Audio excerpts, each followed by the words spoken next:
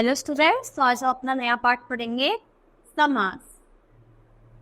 तो देखो, पूजा के लिए घर क्या बोलेंगे? पूजा घर। पत्र के लिए पेटी, पत्र पेटी।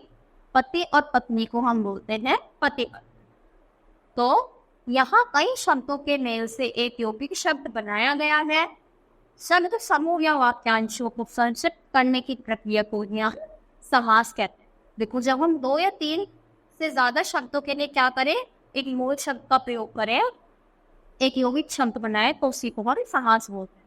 तो जब शब्द समूह या वाक्यांशों को संक्षिप्त करके एक यौगिक शब्द बनाया जाता है तो प्रक्रिया को समास कहते हैं।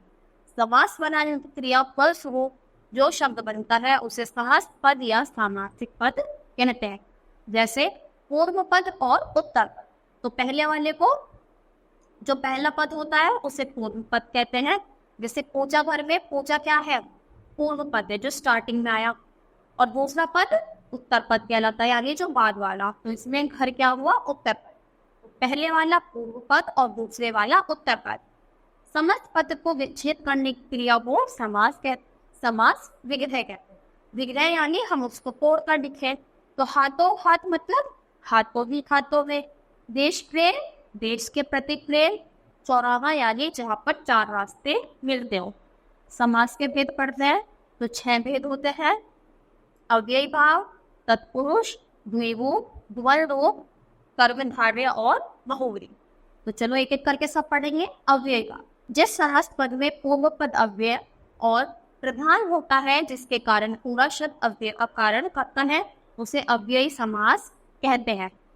जैसे यथा समय, तो समय के अनुसार। आजन्म, जन्म भर का। प्रतिदिन मतलब हर दिन। अगला आता है हमारा तत्पुरुष समास। तो जिस समास का उत्तर पद प्रधान होता है और पूर्व पद विशेषण का कार्य करता है, उसे तत्पुरुष समास कहते हैं। जैसे राजपुरुष, राजा का पुरुष। डिब्बाबंद, डिब्बे में बंद। चिड़ी मार, चिड़ियों को मारने वाला। तो ये सारे क्या है? तत्पुरुष।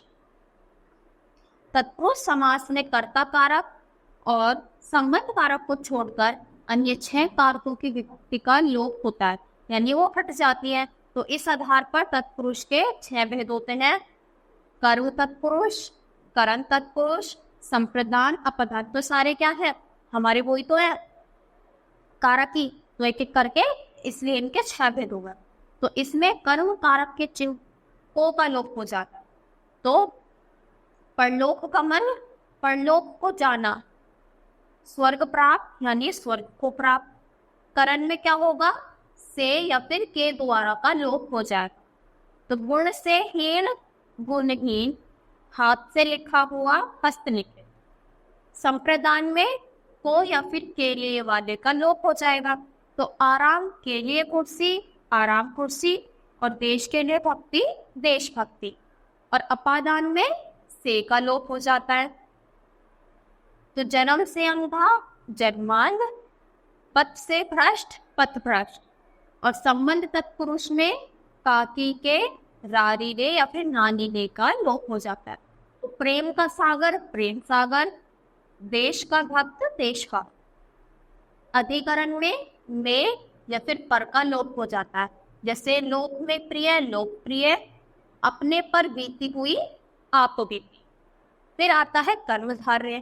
तो जिस समास का पहला पद विशेषण और दूसरा पद विशेष्य होता है, तो दोनों के बीच में उपमेय उपमान का संबंध होता है। जैसे चंद्रमुख, तो चंद्रमा के समान मुख। अधमरा, आधा मरा हुआ। घनश्याम, घन के समान श्याम। फिर आता है द्विगु समास। तो जिस समास का पहला पद संख्यावाची हो और समस्त पद समूह का बोध कराए, उसे द्विगु समास कहते हैं। पहले संख्या आनी चाहिए, यानी नंबर। तो सप्तऋषि कौन होते हैं? 7 ऋषियों का समूह। नवरात्रि, 9 रात्रों का समूह।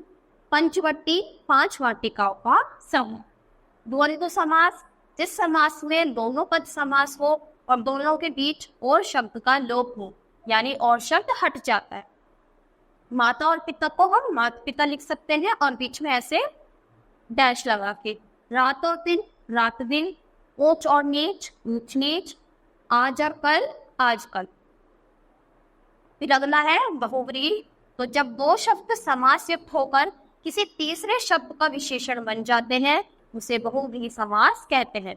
जैसे मुरलीधर, तो मुरली को धारण करने वाला, तो ये तो इसका मतलब हो गया। पर होते कौन है जो मुरली को धारण करता है? श्री कृष्ण। तो जब ये दोनों किसी तीसरे के बारे में बताए तो वो हो जाता है बहुव्रीहि। तो कलमल नयन, कमल जैसे नयनों वाला, तो आदमी की होती है, और सत्यवादी, सच बोलने वाला, वो भी आदमी ही बोलता है। कर्मधारय समास और बहुव्रीहि समास में अंतर।